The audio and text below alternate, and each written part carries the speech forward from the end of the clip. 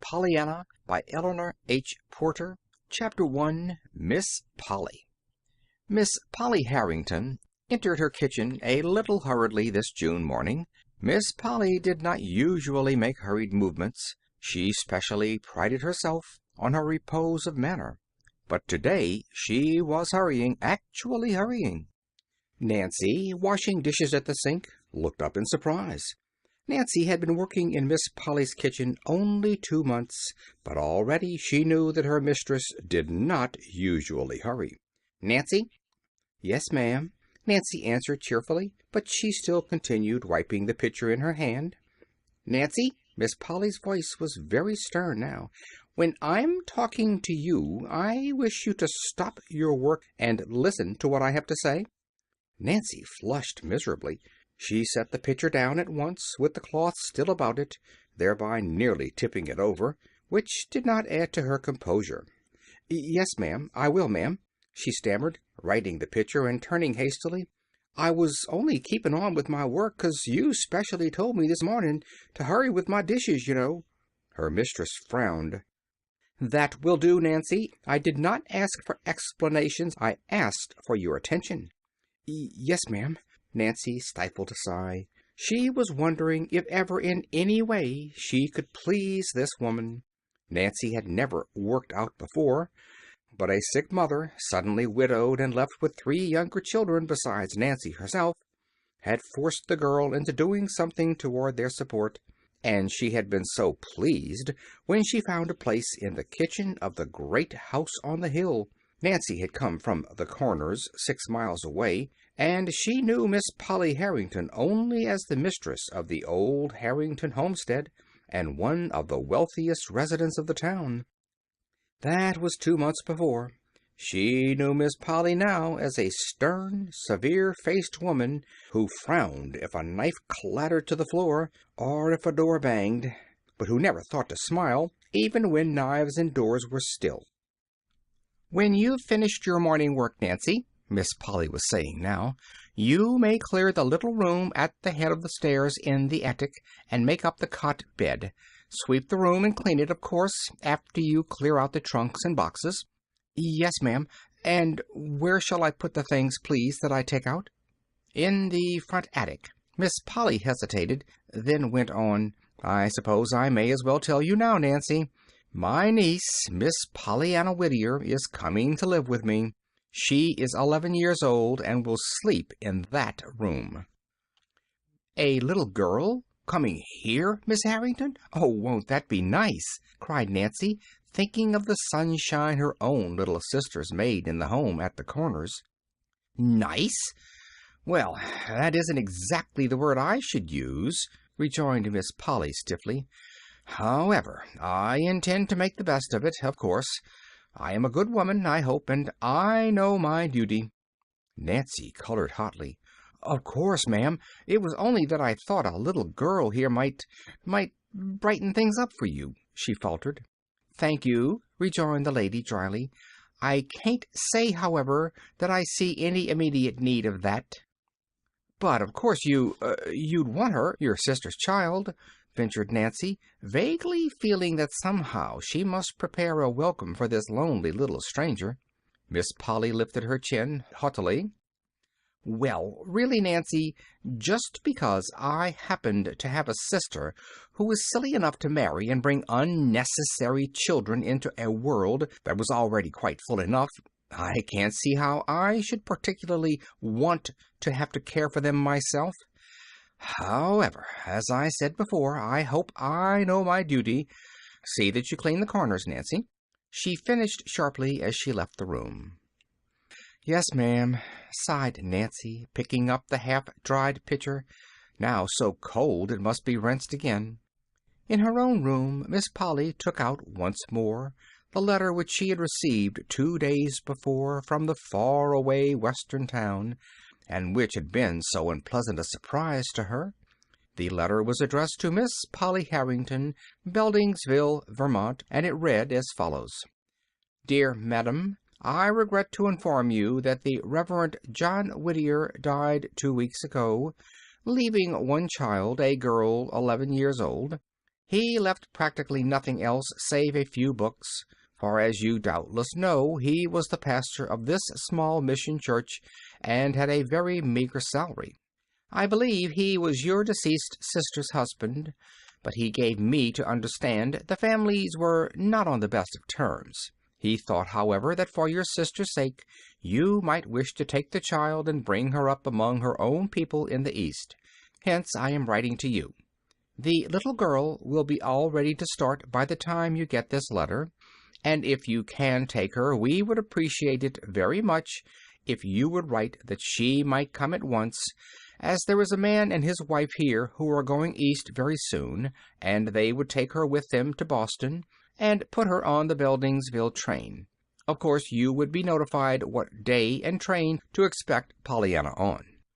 Hoping to hear favorably from you soon, I remain, respectfully yours, Jeremiah O. White. With a frown, Miss Polly folded the letter and tucked it into its envelope. She had answered it the day before, and she had said she would take the child, of course. She hoped she knew her duty well enough for that, disagreeable as the task would be.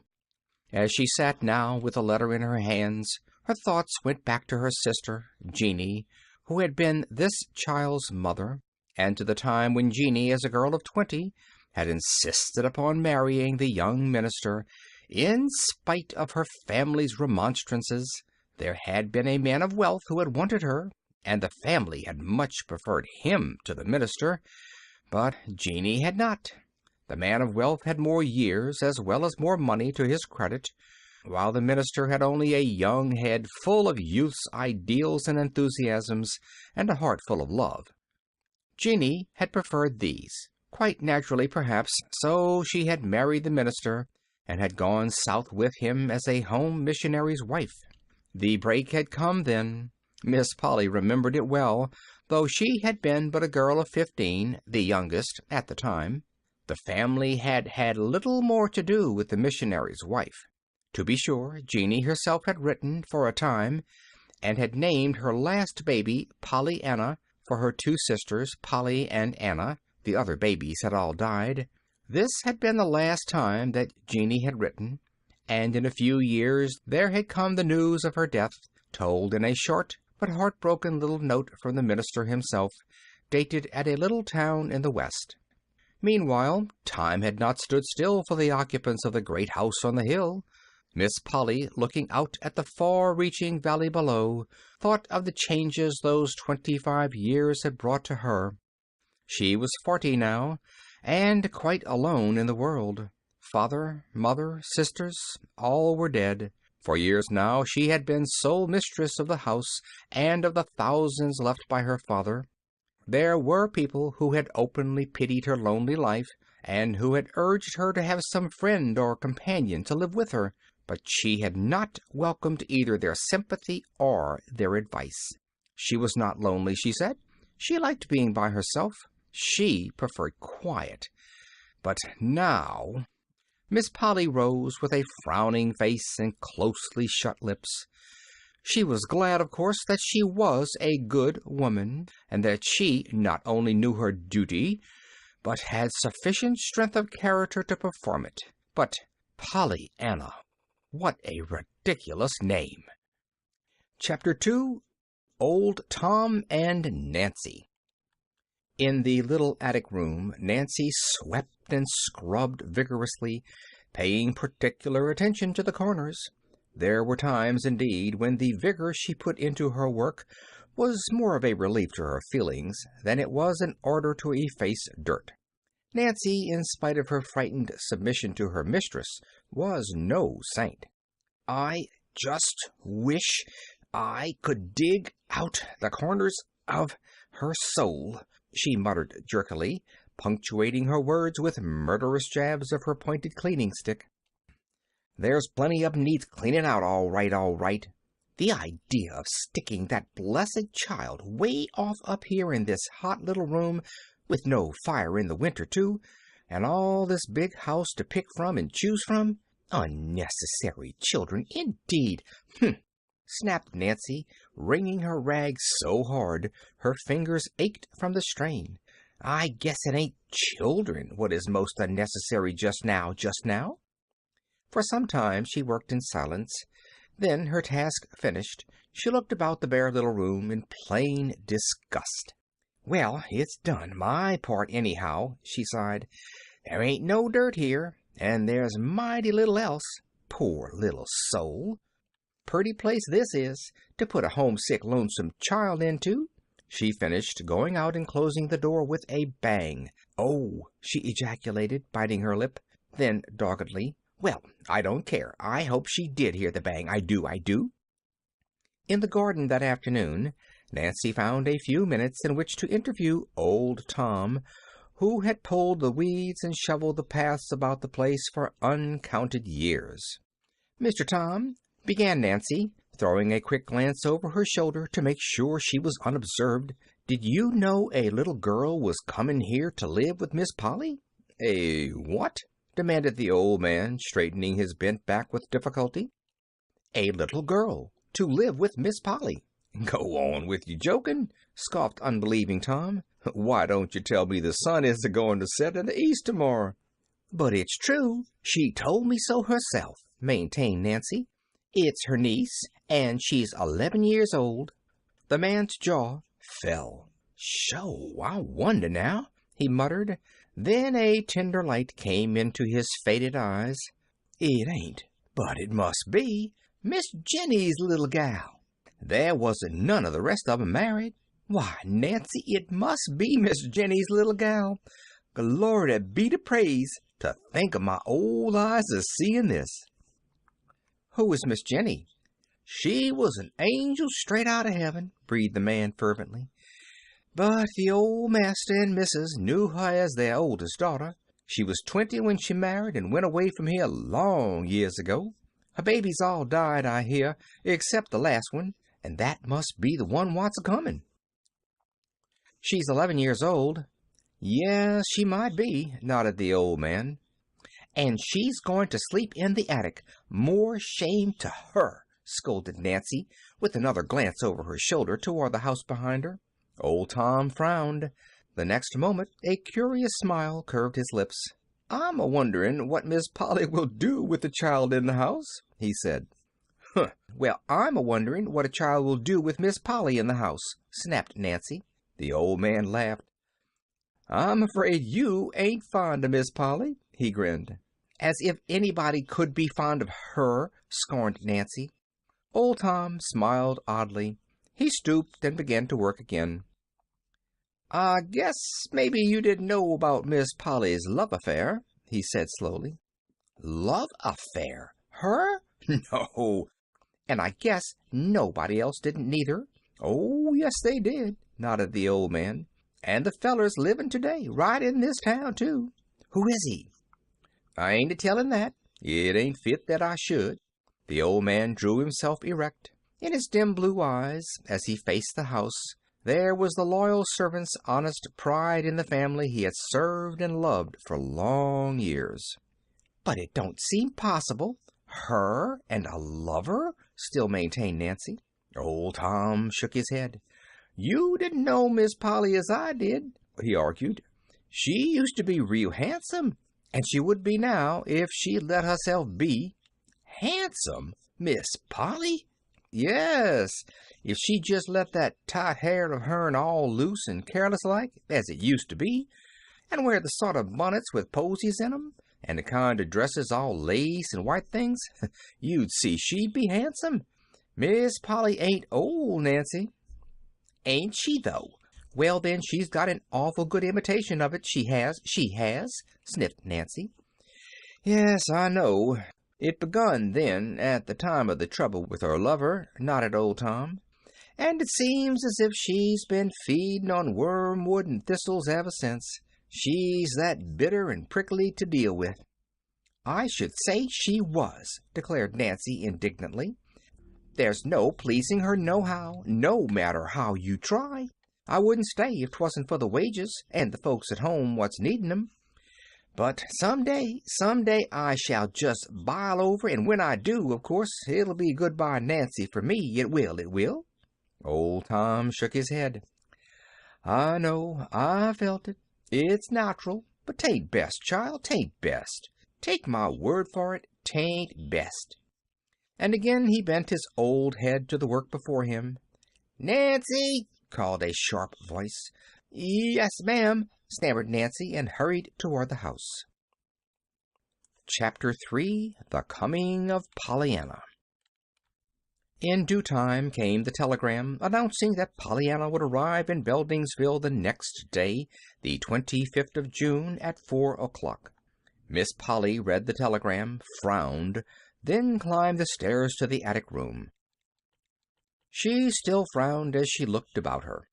The room contained a small bed, neatly made, 2 straight-backed chairs, a washstand, a bureau, without any mirror, and a small table. There were no drapery curtains at the dormer windows, no pictures on the wall. All day the sun had been pouring down upon the roof, and the little room was like an oven for heat. As there were no screens, the windows had not been raised. A big fly was buzzing angrily at one of them now, up and down, trying to get out. Miss Polly killed the fly, swept it through the window, raising the sash an inch for the purpose, straightened a chair, frowned again, and left the room. Nancy, she said a few minutes later at the kitchen door, I found a fly upstairs in Miss Pollyanna's room. The window must have been raised at some time. I have ordered screens, but until they come, I shall expect you to see that the windows remain closed. My niece will arrive tomorrow at 4 o'clock. I desire you to meet her at the station. Timothy will take the open buggy and drive you over. The telegram says light hair, red checked gingham dress, and straw hat. That is all I know, but I think it is sufficient for your purpose. Yes, ma'am, but you... Miss Polly evidently read the pause aright, for she frowned and said crisply, No, I shall not go. It is not necessary that I should, I think. That is all. And she turned away. Miss Polly's arrangements for the comfort of her niece Pollyanna were complete. In the kitchen, Nancy sent her flatiron with a vicious dig across the dish towel she was ironing. Light hair, red checked gingham dress, and straw hat. All she knows, indeed. Well, I'd be ashamed to own it up, that I would. And her, my onliest niece, what was a-comin' from way across the continent. Promptly at 20 minutes to 4 the next afternoon, Timothy and Nancy drove off in the open buggy to meet the expected guest. Timothy was old Tom's son. It was sometimes said in the town that if old Tom was Miss Polly's right-hand man, Timothy was her left. Timothy was a good-natured youth, and a good-looking one as well. Short as had been Nancy's stay at the house, the two were already good friends. Today, however, Nancy was too full of her mission to be her usual talkative self, and almost in silence she took the drive to the station and alighted to wait for the train. Over and over in her mind she was saying it, light hair, red checked dress, straw hat. Over and over again she was wondering just what sort of child this Pollyanna was, anyway. I hope for her sake she's quiet and sensible and don't drop knives or bang doors, she sighed to Timothy, who had sauntered up to her. Well, if she ain't, nobody knows what'll become of the rest of us, grinned Timothy.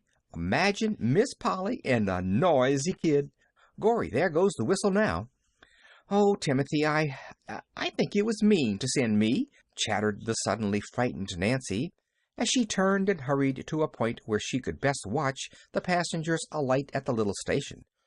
It was not long before Nancy saw her, the slender little girl in the red-checked gingham with 2 fat braids of flaxen hair hanging down her back. Beneath the straw hat, an eager, freckled little face turned to the right and to the left, plainly searching for someone. Nancy knew the child at once, but not for some time could she control her shaking knees sufficiently to go to her. The little girl was standing quite by herself when Nancy finally did approach her. "Are you Miss Pollyanna?" she faltered. The next moment she found herself half smothered in the clasp of two gingham-clad arms. "Oh, I'm so glad, glad to see you!" cried an eager voice in her ear. "Of course I'm Pollyanna, and I'm so glad you came to meet me. I hoped you would." You did?" stammered Nancy, vaguely wondering how Pollyanna could possibly have known her and wanted her. You did?" she repeated, trying to straighten her hat. "Oh, yes, and I've been wondering all the way here what you look like," cried the little girl, dancing on her toes and sweeping the embarrassed Nancy from head to foot with her eyes. "And now I know, and I'm glad you look just like you do look." Nancy was relieved just then to have Timothy come up. Pollyanna's words had been most confusing. "This is Timothy. Maybe you have a trunk?" she stammered. "Yes, I have," nodded Pollyanna importantly. "I've got a brand new one. The Ladies' Aid bought it for me, and wasn't it lovely of them when they wanted the carpet so? Of course, I don't know how much red carpet a trunk could buy, but it ought to buy some, anyhow. Much as half an aisle, don't you think? I've got a little thing here in my bag that Mr. Gray said was a check, and that I must give it to you before I could get my trunk. Mr. Gray is Mrs. Gray's husband. They're cousins to Deacon Carr's wife. I came east with them, and they're lovely. And there, here 'tis," she finished, producing the check after much fumbling in the bag she carried. Nancy drew a long breath. Instinctively she felt that someone had to draw one after that speech. Then she stole a glance at Timothy. Timothy's eyes were studiously turned away. The three were off at last, with Pollyanna's trunk in behind, and Pollyanna herself snugly ensconced between Nancy and Timothy. During the whole process of getting started, the little girl had kept up an uninterrupted stream of comments and questions, until the somewhat dazed Nancy found herself quite out of breath trying to keep up with her. "There! Isn't this lovely? Is it far? I hope 'tis. I love to ride," sighed Pollyanna, as the wheels began to turn. "Of course, if 'tisn't far, I shan't mind, though, 'cause I'll be glad to get there all the sooner, you know. What a pretty street! I knew 'twas going to be pretty. Father told me—" She stopped with a little choking breath. Nancy looked at her apprehensively, saw that the little chin was quivering, and that her eyes were full of tears. In a moment, however, she hurried on, with a brave lifting of her head. "Father told me all about it. He remembered, and I ought to have explained before. Mrs. Gray told me to at once about this red gingham dress, you know, and why I'm not in black. She said you'd think 'twas queer, but there weren't any black things in the last missionary barrel, only a lady's velvet basque, which Deacon Carr's wife said wasn't suitable for me at all. Besides, it had white spots, worn, you know, on both elbows and some other places. Part of the Ladies' Aid wanted to buy me a black dress and hat, but the other part thought the money ought to go toward the red carpet they're trying to get, for the church, you know. Mrs. White said maybe it was just as well, anyway, for she didn't like children in black. That is, I mean, she liked the children, of course, but not the black part." Pollyanna paused for breath, and Nancy managed to stammer, "Well, I'm sure it'll be all right." "I'm glad you feel that way. I do, too," nodded Pollyanna again, with that choking little breath. "Of course, 'twouldn't have been a good deal harder to be glad in black." "Glad?" gasped Nancy, surprised into an interruption. "Yes, that Father's going to heaven to be with Mother and the rest of us, you know. He said I must be glad. But it's been pretty hard to do it, even in red gingham, 'cause I wanted him so. And I couldn't help feeling I ought to have him, especially as Mother and the rest have God and all the angels, while I didn't have anybody but the Ladies' Aid. But now I'm sure it'll be easier because I've got you, Aunt Polly, and I'm so glad I've got you." Nancy's aching sympathy for the poor little forlornness behind her turned suddenly into shocked terror. "Oh, but you made an awful mistake, dear," she faltered. "I'm only Nancy. I ain't your Aunt Polly at all." You aren't?" stammered the little girl in plain dismay. "No, I'm only Nancy. I never thought of you taking me for her. We ain't a bit alike, we ain't. Timothy chuckled softly, but Nancy was too disturbed to answer the merry flash from his eyes. "But who are you?" questioned Pollyanna. "You don't look a bit like a lady's aider." Timothy laughed outright this time. "I'm Nancy, the hired girl. I do all the work except the washing and hard ironing. Miss Durgin does that." "But there is an Aunt Polly," demanded the child anxiously. "You bet your life there is," cut in Timothy. Pollyanna relaxed visibly. "Oh, that's all right, then." There was a moment's silence, and then she went on brightly. "And do you know, I'm glad after all that she didn't come to meet me, because now I've got her still coming, and I've got you besides." Nancy flushed. Timothy turned to her with a quizzical smile. "I call that a pretty slick compliment," he said. "Why don't you thank the little lady?" I was thinking about Miss Polly," faltered Nancy. Pollyanna sighed contentedly. "I was too. I'm so interested in her. You know, she's all the aunt I've got, and I didn't know I had her for ever so long. Then Father told me. He said she lived in a lovely great big house way on top of a hill." "She does. You can see it now," said Nancy. "It's that big white one with the green blinds way ahead." "Oh, how pretty! And what a lot of trees and grass all around it. I never saw such a lot of green grass seem so all at once. Is my Aunt Polly rich, Nancy?" "Yes, miss." "I'm so glad. It must be perfectly lovely to have lots of money. I never knew anyone that did have, only the Whites. They're some rich. They have carpets in every room and ice cream sundaes. Does Aunt Polly have ice cream sundaes?" Nancy shook her head. Her lips twitched. She threw a merry look into Timothy's eyes. "No, miss, your aunt don't like ice cream, I guess. Leastwise, I never saw it on her table." Pollyanna's face fell. "Oh, doesn't she? I'm so sorry. I don't see how she can help liking ice cream. But anyhow, I can be kinder glad about that, 'cause the ice cream you don't eat can't make your stomach ache, like Mrs. White's did. That is, I ate hers, you know, lots of it. Maybe Aunt Polly has got the carpets, though." "Yes, she's got the carpets." "In every room?" "Well, in almost every room," answered Nancy, frowning suddenly at the thought of that bare little attic room where there was no carpet. "Oh, I'm so glad!" exulted Pollyanna. "I love carpets. We didn't have any, only 2 little rugs that came in a missionary barrel, and one of those had ink spots on it. Mrs. White had pictures, too, perfectly beautiful ones of roses and little girls kneeling, and a kitty, and some lambs and a lion, not together, you know, the lambs and the lion. Oh, of course the Bible says they will sometimes, but they haven't yet. That is, I mean, Mrs. White's haven't. Don't you just love pictures?" I don't know," answered Nancy in a half-stifled voice. "I do. We didn't have any pictures. They don't come in the barrels much, you know. There did 2 come once, though. But one was so good, Father sold it to get money to buy me some shoes with, and the other was so bad it fell to pieces just as soon as we hung it up. Glass, it broke, you know.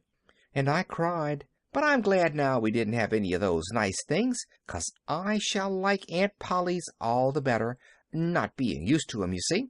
Just as it is when the pretty hair ribbons come in the barrels after a lot of faded-out brown ones. My, but isn't this a perfectly beautiful house?" she broke off fervently as they turned into the wide driveway. It was when Timothy was unloading the trunk that Nancy found an opportunity to mutter low in his ear, "Don't you never say nothing to me again about leaving, Timothy Durgin. You couldn't hire me to leave." "Leave? I should say not," grinned the youth. "You couldn't drag me away. It'll be more fun here now with that kid round than moving picture shows every day." "Fun, fun," repeated Nancy indignantly. "I guess it'll be something more than fun for that blessed child when them 2 tries to live together. And I guess she'll be needing some rock to fly to for refuge. Well, I'm a-going to be that rock, Timothy. I am," she vowed as she turned and led Pollyanna up the broad steps. End of chapter 3.